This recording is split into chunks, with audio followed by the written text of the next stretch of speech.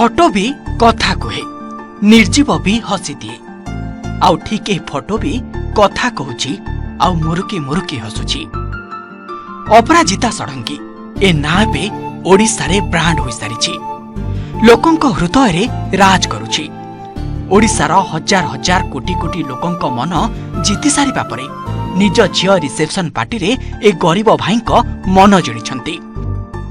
ଫଟୋଟି କଥା କହି ଯାହା କହୁଛି ତା ଆମେ ଆପଣଙ୍କ ପାଖରେ ଉପସ୍ଥାପନା କରୁଛୁ।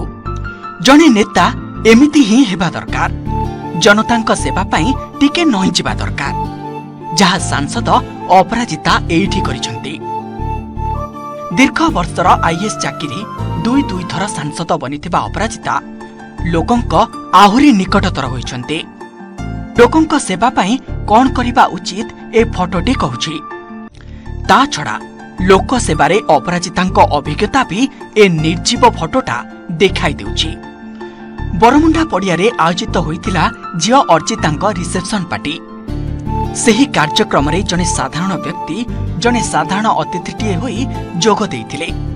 ସେଠାରେ ନିଜେ ଅପରାଜିତା ତାଙ୍କୁ ଦେଖି ତାଙ୍କ ନିକଟକୁ ଆସିଥିଲେ, ତାଙ୍କ କଥା ପଚାରି ବୁଝିଥିଲେ। ଏମିତିକି ବେଶ କିଛି ସମୟ ତାଙ୍କ ସହ ଆଲୋଚନା ବି କରିଥିଲେ। ପରେ ତାଙ୍କ ପାଇଁ ବ୍ୟବସ୍ଥାର ଆୟୋଜନ କରାଯାଇଥିଲା।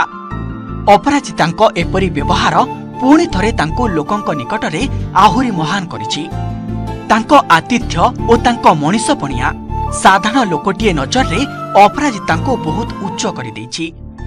ସୋସିଆଲ ମିଡିଆରେ ଝିଅ ଅର୍ଚିତାଙ୍କ ପାଇଁ ଏ ବିରାଟ ଆୟୋଜନର ଭିଡିଓ ଓ ଫଟୋ ଭାଇରାଲ ହେଉଥିବା ବେଳେ ଏହି ଫଟୋଟି ଖୁବ୍ ଭାଇରାଲ ହେଉଛି। ସାଂସଦ ଅପରାଜିତାଙ୍କୁ ଅନେକ ପ୍ରଶଂସା ମିଳୁଛି।